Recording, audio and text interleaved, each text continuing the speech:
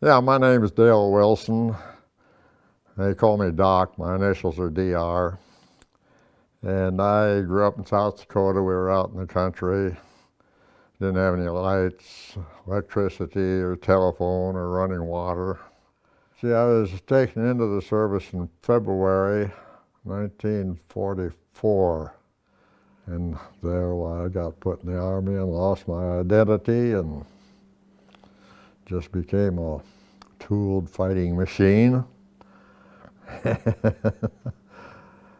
Oh, I felt so sorry for some of those kids. You know, some of them were overweight, and some of them were just really mama's boys, and they just cry for mama, and they're terrified of going off into battle. And I had grown up different than that, but I felt sorry for some of those guys. And hell, to me, it was like a vacation.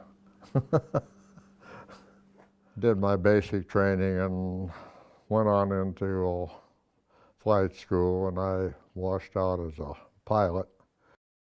I served as a nose gunner on a B24 in the CBI. So we went to Hamilton Field and picked up a brand new B-24J, the latest thing in the aerial warfare.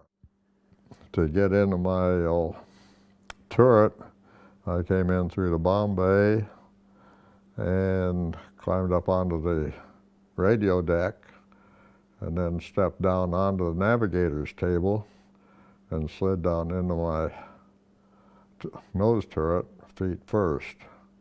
And then I was sitting down there below and ahead of the pilot, right out in the nose of the airplane. I had twin 50s beside me, and I had been trained that I could take one of those apart and put it back together in the dark. And at the Azores, it was a terrifying descent. A little bitty island out there. You don't realize how little it looks until you come into it 120 miles an hour from the air. There's an elderly fellow had a donkey, a couple sacks on the donkey, and found out he was selling wine. So we bought some wine from him, and things just got better from there. Took off from there and went on over to a couple stops in North Africa, and then we got to Cairo. And one day while out at the base, we got into a poker game, and everybody had different money. And we didn't know the worth of any of it, so we just played for, here's a pink bill, here's one about the same size, it's about the same color, we'll just bet that. I think Karachi was where we stayed in the pup tents, and the jackals roamed at night, so I kept 45 under my pillow in case the jackal came into my tent. Well, I could stick it up his nose and pull the trigger. And the next morning we decided we weren't going to stay there anymore, and they wouldn't even talk to us at administration.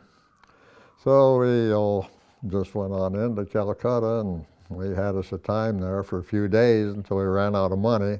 And so I kind of about halfway whispered to Paul, who was sitting beside me, "Do you think I ought to shoot this son of a bitch? I can drive this horse." And boy, that guy turned around, he understood English. And he turned around, and we were at the hotel in just a few minutes. And we finally decided we had to get home. So we boarded the Punjab mail, and we took off. But we stayed outside the conductor until we got going pretty well. And when he finally caught up with us, found out we didn't have any tickets, well, he took us to a better part of the train. I think our longest mission was 16 hours, if I remember right. And we flew out over to Burma primarily to destroy Japanese communications, our bridges and railroads and stuff, and we did a pretty darn good job of it. They had plenty of pilots, they were expendable, but they were running out of airplanes, and they couldn't afford to lose an airplane. And to come in on a bunch of heavily armed bombers is bad enough, Yeah, but P-51s meant certain death. Well, we were in the 10th Air Force, 7th Bomb Group, 9th Bomb Squadron, and we called ourselves the Flying Cobras. I was just a dumb green kid from back there on the high plains, and I didn't, well, it wasn't real. It wasn't real. Nothing was real, you know. I was in a movie with old Humphrey Bogart or something. I saw the pyramids, and I saw cobras in India, and it was all quite all new, not all new to me. I was overwhelmed, I guess is the way to put it. And I didn't really have fear at the first. You know, it's like I was watching a movie and on our bombing missions. It was like I was watching a movie. But after a while, reality set back in. And that's when the fear starts, and for some years after that, that was the flashbacks that I got. When we found out that it was not over, they had dropped another bomb, but you know, that was a few days later, and we were all very depressed. I mean, it was really a despondent group, and just wondering, when's this darn war going to be over? And then we got word that it was indeed, that it had been signed and everything, and we were on our way home. And oh, what a feeling that was.